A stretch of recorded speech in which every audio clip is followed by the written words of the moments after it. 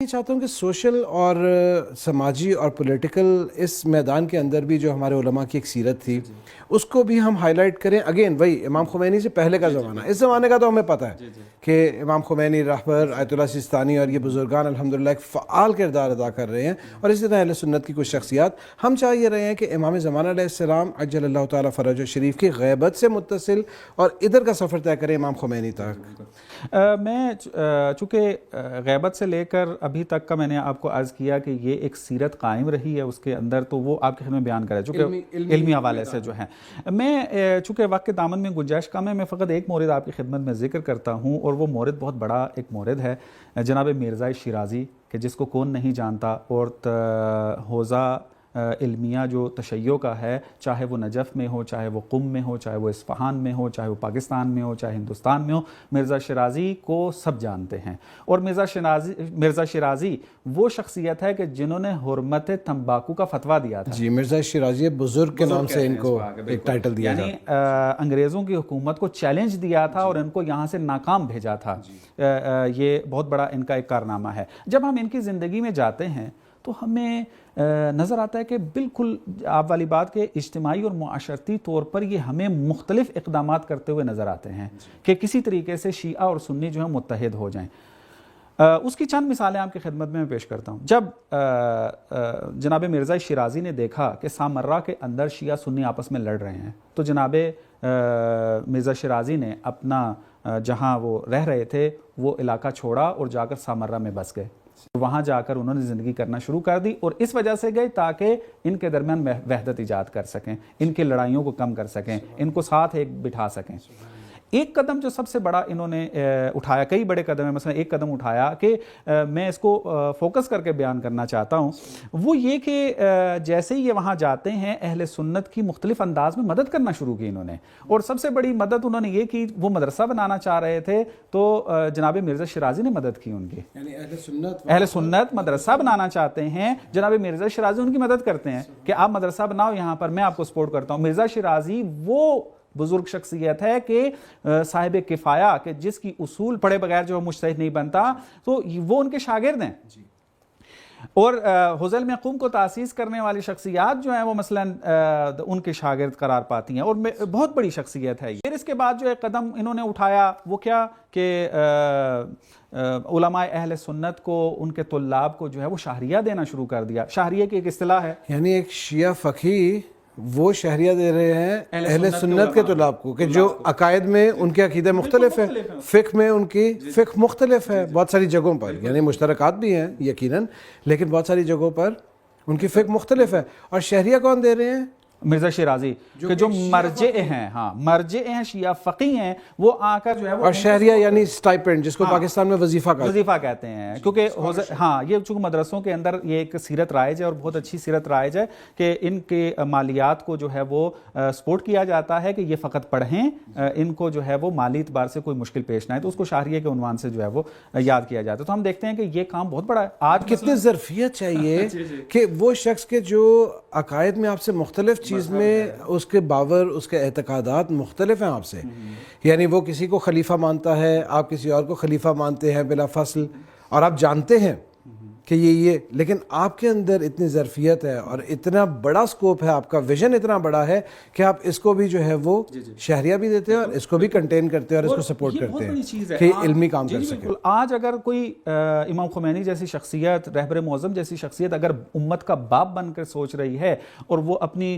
اس اولاد کو کہ جو امت مسلمہ کی تربیت یہ کر رہے ہیں, وہ اگر کسی طریقے سے اپنے ان برادران کی, ان کی جو ہے وہ مدد کرتے ہیں, ان کا سہارا بنتے ہیں, تو بعض جو جاہل قسم کے افراد جو ہیں اور دشمن کے ہتھ کنڈے ہیں, یا خود دشمن جو ہے وہ اس کو فوکس کرنے کی کوشش کرتا ہے, دیکھو جی یہ تو اہل سنت کو جو ہے وہ مدد کر رہے ہیں. جی نادانی آغا, کیونکہ دیکھیے مسئلہ یہ ہے کہ ہم نے جس طرح اشارہ کیا تھا, کل بھی بات ہوئی تھی اس حوالے سے, کہ دین کی جو تفسیر پیش کی گئی ہے ان نادان دوستوں کے لیے, اس میں مشکل ہے. وہ اتنا چھوٹا سکوپ کر دیا ہے کہ جہاں آپ کی اصل ہدف سے, اصل دشمن سے اصل علم سے آپ کی نگاہ ہٹ گئی اور آپ تعصب میں, جہالت میں, اور جو جن چیزوں کو ہم نے ڈسکس کیا تھا اس میں گرفتار ہو گئے. تو اب آپ کو کیا ہے کہ جیسے ہی آپ دیکھتے ہیں کہ ایک سنی ہے, یا ادھر سے سنی دیکھتا ہے کہ یہ ایک شیعہ ہے, تو وہ کہتا ہے کہ اس کے پاس اگر روٹی کھانے کے لیے ہے نا تو وہ بھی سے چھین لو. نعوذ باللہ. یعنی شدت پسندی بڑھائی گئی جان بوجھ کر. اور ابھی جیسے میں نے پہلے بھی عرض کیا ہے کہ اب اس کا مقابلہ یہ ہے کہ ہم وہی عمل کریں جو ہمارے علماء پہلے کرتے تھے. سنی اپنے علماء کی پیروی کریں, ہم اپنے علماء کی پیروی کرتے ہوئے جو ہیں وہ آگے قدم بڑھائیں. ہم نے اس سیرت کو ترک کیا جس کے نتیجے میں یہ ہمارے پاس ماحول بنا ہے کہ آج ہم جو ہے وہ پریشان ہیں کہ بھائی یہ, یعنی لٹرلی کبھی کبھی آپ لوگوں سے بات کرتے ہیں اور حیران ہوتا ہے انسان کہ بات کرنے سے اندازہ ہو جاتا ہے کہ وہ کہتا ہے کہ جب تک یہ دوسری سیکٹ والا, شیعہ بھی ایسے ہی اور سنی بھی ایک دوسرے کی نسبت, جب تک یہ جہنم میں نہیں جائے گا میں جنت میں نہیں جاؤں گا. یعنی آپ نے یہ اپنا عقیدہ کہاں سے بنایا, کہاں سے لے کے آئے؟ ہمارے نہ علماء کی یہ سیرت تھی, نہ ہی ہمارے ائمہ کی سیرت تھی, سوائے یہ کہ دشمنان اہل بیت علیہ الصلوۃ والسلام ہوں, ناصبی ہوں, تکفیری ہوں, ان سے تو ہم آج بھی. جی ہاں بالکل, بالکل یہ ایک بحث ہے. چونکہ وقت کے دامن میں گنجائش کم ہے, میں اس میں مزید اس کو نہیں کھول سکتا. آپ نے نقطہ جو ہے وہ اشارہ اچھا کیا ہے کہ یہ بات تو طے ہے کہ جو اہل بیت کا دشمن ہے اس نے جنت کی خوشبو تک بھی نہیں سونگھنی, یہ تو واضح ہے. لیکن ہم دیکھتے ہیں کہ بہت سارے ایسے افراد ہیں, چاہے وہ علماء کی صورت میں ہوں یا چاہے وہ عوام تو ہے ہی ہے اس کے اندر شامل, کہ وہ مختلف شبہات کی وجہ سے, مختلف سوالات کی وجہ سے, مختلف ابہامات کی وجہ سے وہ حق تک نہیں پہنچ پاتے. تو لہٰذا ایسے افراد اگر جستجو کرتے رہیں لیکن حق تک نہ پہنچ سکیں تو ہماری ہی روایات اس بات پر دلالت کرتی ہیں کہ اس کے بارے میں فیصلہ ناصبیوں جیسا نہیں ہوگا. ان کے بارے میں جو فیصلہ خدا کرے گا وہ ان جیسا نہیں ہوگا کہ دشمنان اہل بیت ہیں جو جنہوں نے جان بوجھ کے حق کا انکار کیا. ان کے بارے میں فیصلہ خدا جو ہے وہ ان کی نیتوں کے مطابق کرے گا, اگر کوشش کے مطابق کرے گا. اگر انہوں نے کوشش کی ہوئی تھی اپنی زندگی, ہاں کے مطابق, جی بالکل, تو خداوند متعال ان کو بخشے گا اور جنت میں لے کے جائے گا. بھائی یہ ایک الگ موضوع کلامی بحث ہے کہ ابھی اس کے اندر جو ہے وہ جانا, کلام بھی آپ کا تخصص ہے, تو ہم نے کہا کہ اس حوالے سے بھی انشاءاللہ. نہیں, بہت اچھا نقطہ تھا کہ اشارہ ہونا چاہیے اس کی طرف. جو ہے انشاءاللہ کوشش ہوگی کہ اس قسم کے مسائل کو مزید ڈسکس کریں گے اس میں آگے. میں ایک اور نقطہ جناب مرزا شیرازی کے حوالے سے بیان کروں اور پھر آگے بڑھتے ہیں. جناب مرزا شیرازی نے ایک کام جو کیا, جو آج آپ دیکھ لیں کہ امام خمینی رحمۃ اللہ علیہ اور رہبر معظم جو ہیں وہ یہ بہترین انداز میں جو ہے وہ کر رہے ہیں اور سیرت اسی پہ چل رہے ہیں, وہ یہ کہ دشمن مشترک کو پہچانتے تھے.